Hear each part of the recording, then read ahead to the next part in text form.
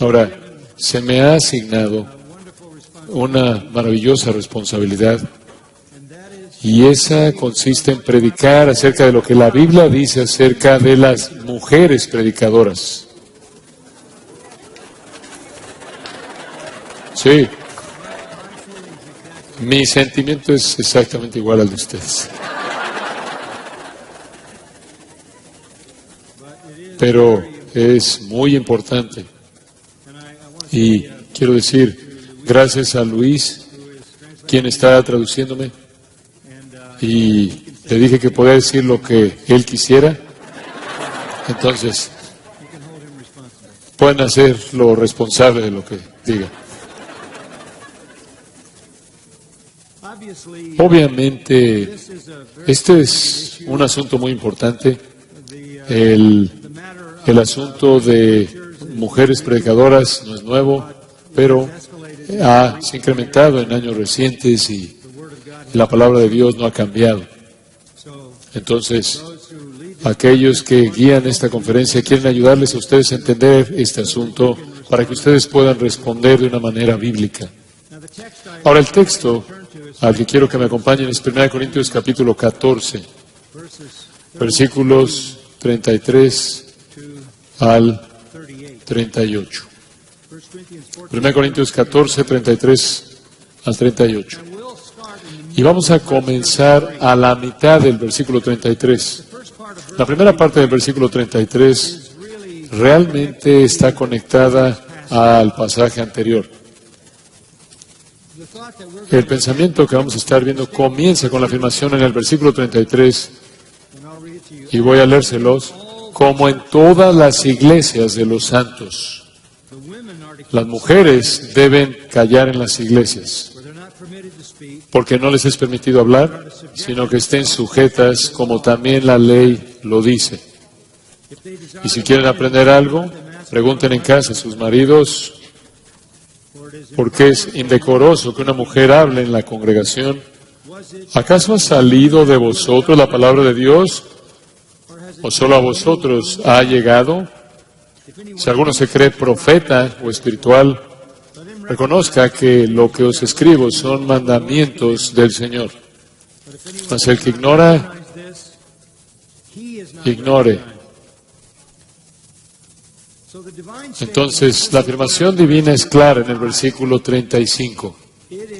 Es indecoroso que una mujer hable en la congregación.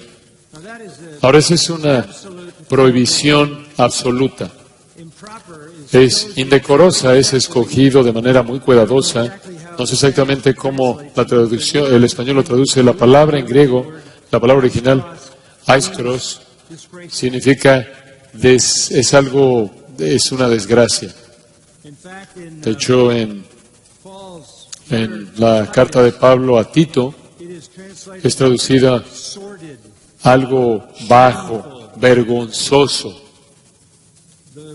El verbo de raíz básicamente significa desgracia o vergüenza. El apóstol Pablo ha escogido una palabra muy, muy fuerte. Es más que impropio, es más que mal, es algo vergonzoso, una desgracia. La misma raíz en el griego es traducida en Efesios 5:4 por la palabra inmundo en inglés, en español. ¿Es la idea? Mancha la iglesia, trae vergüenza sobre la iglesia que una mujer hable en la iglesia. Esta ley inequívoca, divina, este mandato divino inequívoco es tan absoluto, tan universal, que el versículo 33 dice, como en todas las iglesias de los santos. Como en todas las iglesias de los santos. Este es universal. Todo lugar, toda época, toda denominación. Entonces, toda la sección tiene como comienzo, en esas palabras al final del versículo 33, como en todas las iglesias de los santos, las mujeres deben estar calladas en las congregaciones. El apóstol Pablo está enseñándonos algo para lo cual no hay ninguna excepción. Él es muy cuidadoso cuando dice que algo debe ser una realidad en todas las iglesias. Si usted regresa a 1 Corintios capítulo 4 y observa el versículo 17, lo ve al final del versículo. Él está hablando de Timoteo, su hijo en el Señor amado y fiel. Él dijo, recordará mi proceder en Cristo de la manera que enseño en todas partes y en todas las iglesias. Lo que él está diciendo ahí es que su teología y su doctrina es la misma en toda iglesia.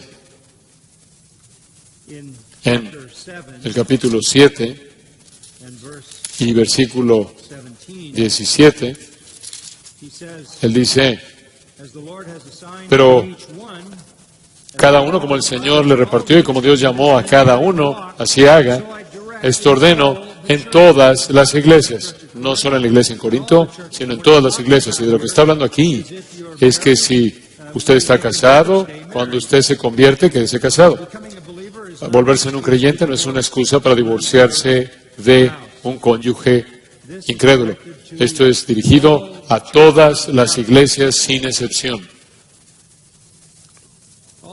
También en el capítulo 11, y vamos a ver esto un poco más adelante, en el versículo 16, él está hablando de nuevo de la función que las mujeres tienen en la iglesia, y él dice, si alguno quiere ser contencioso o rebelde, nosotros no tenemos tal costumbre ni las iglesias de Dios. Entonces, cuando él usa esa frase, él está cerrando la realidad de que esta es una verdad universal. Entonces, permítame compartir algunas cosas con ustedes. Es absolutamente claro que todas las iglesias es vergonzoso que una mujer hable, en toda iglesia. En una encuesta reciente en nuestro país, 79% de los estadounidenses están cómodos con una pastora. 62% de cristianos practicantes están cómodos con una mujer pastoreando. 40% de los evangélicos están cómodos con una mujer pastora. 50% de todos los alumnos actuales de seminario que están estudiando para el ministerio pastoral son mujeres. 27% de los pastores en Estados Unidos son mujeres. En 1960 era 2%.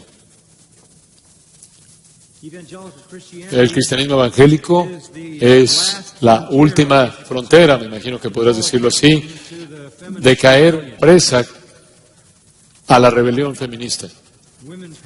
Las pastoras, las predicadoras son de manera más obvia, están de manera más obvia violando una palabra que es absolutamente clara que viene del Señor. No es nada menos que rebelión abierta.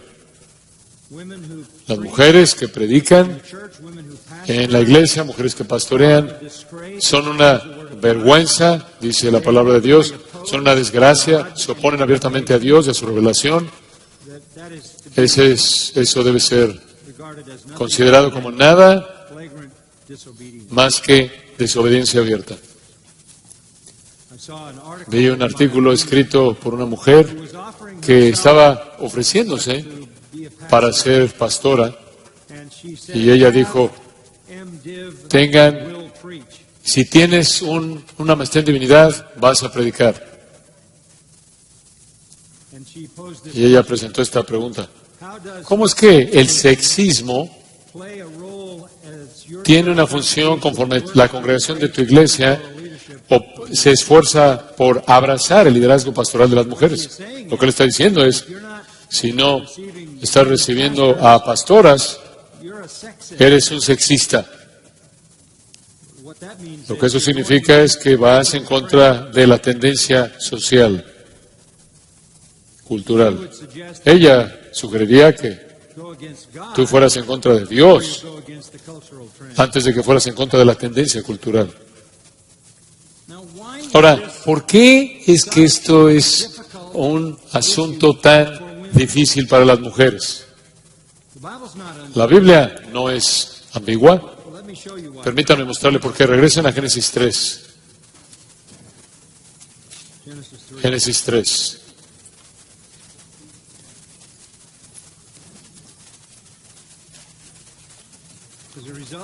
Como resultado de la maldición,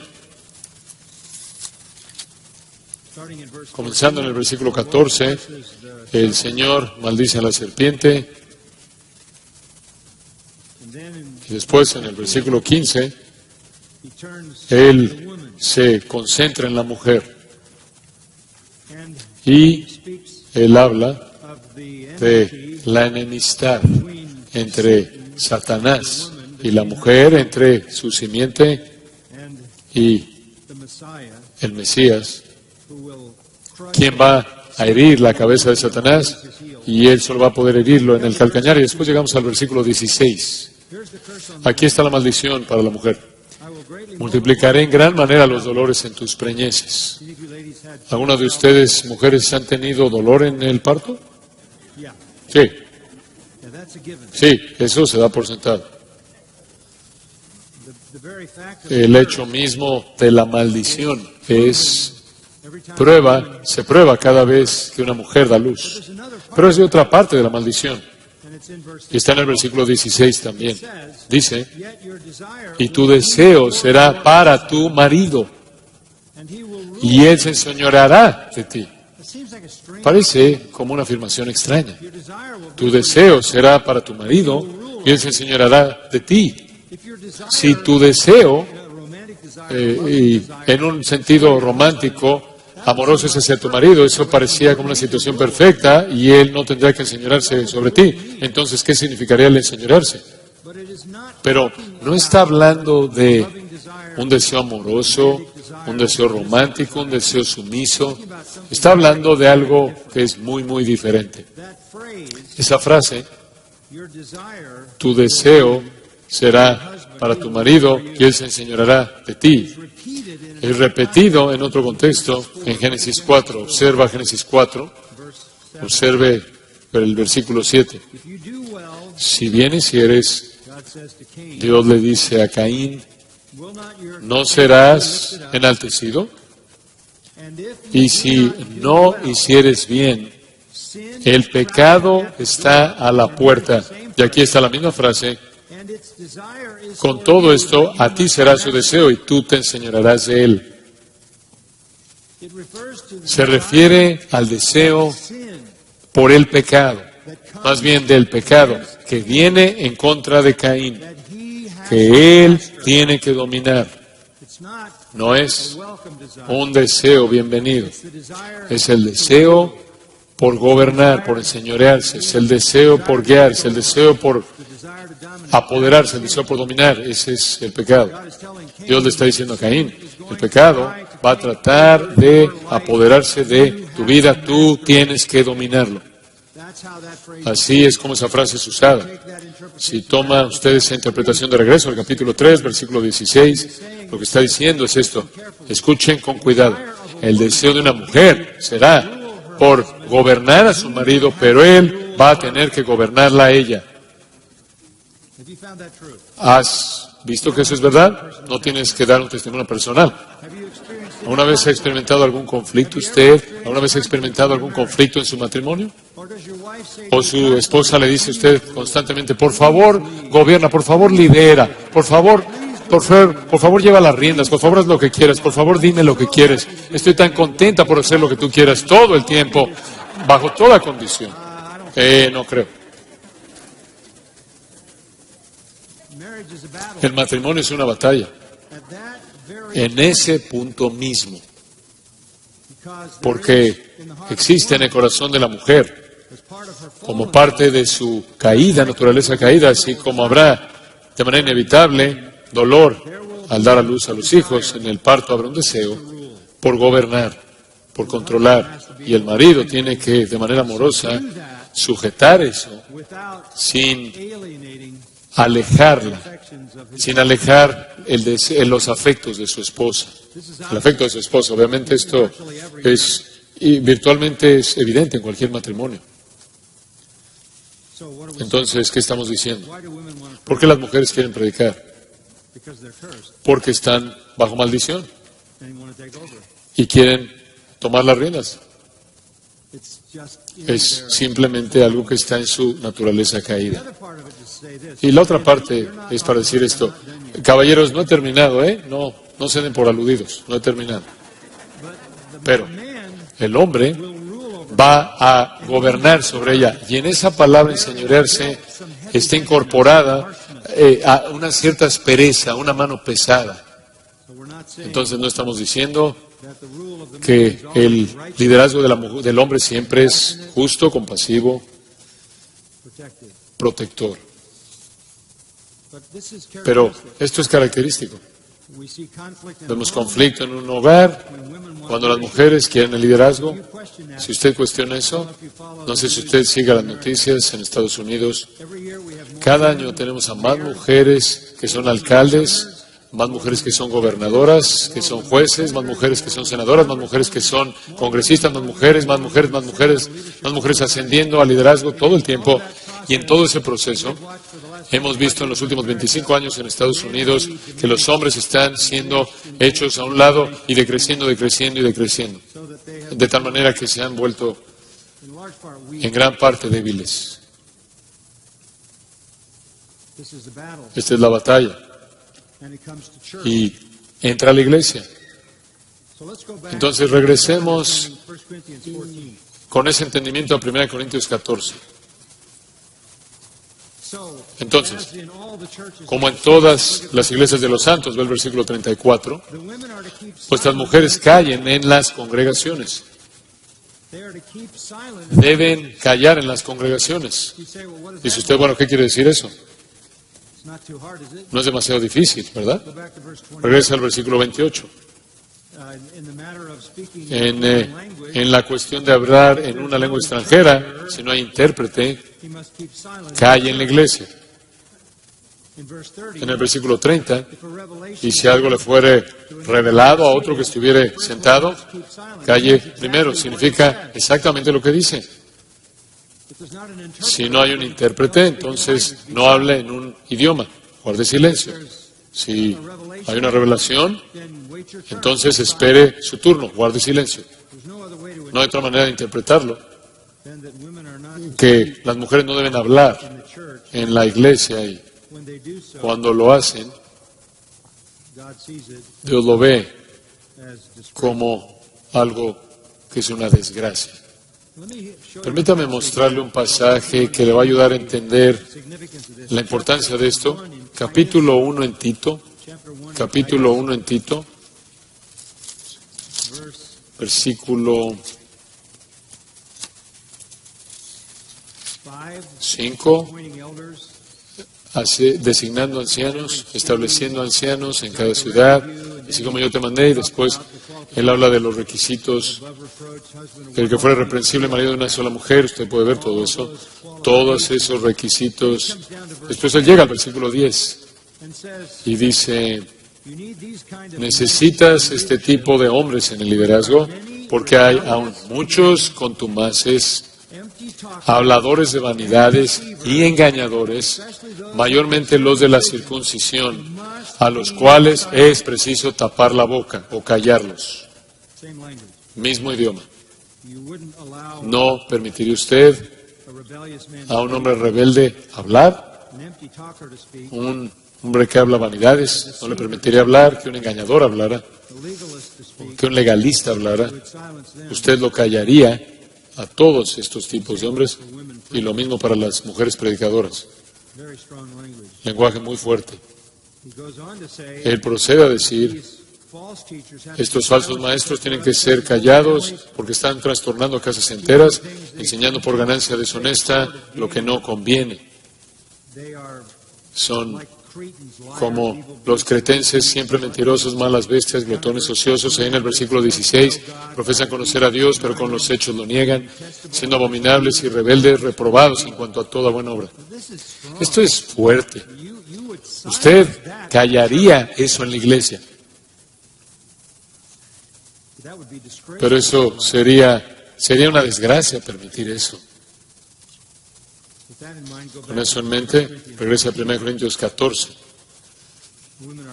Las mujeres deben guardar silencio en las congregaciones. Y después versículo 34 dice, porque no les es permitido hablar. Como si necesitáramos otra afirmación, porque es tan difícil oír el primero o la primera. En la iglesia.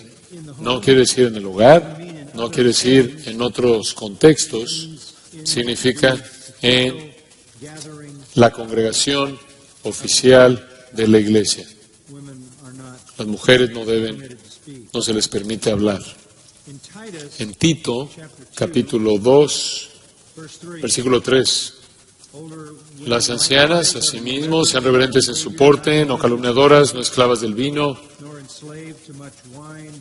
maestras del bien, que enseñen a las mujeres jóvenes a amar a sus maridos y a sus hijos, a ser prudentes, castas, cuidadosas de su casa, buenas, sujetas a sus maridos, para que la palabra de Dios no sea blasfemada. Cuando una mujer se sale del dominio de la esfera que Dios ha diseñado, entonces la palabra de Dios es blasfemada. Si usted es una predicadora, usted está abiertamente deshonrando la palabra de Dios. Me sorprende oír una mujer predicando la Biblia al mismo tiempo que la persona está tratando de presentar lo que la Biblia enseña. Están en rebelión abierta en contra de la Biblia.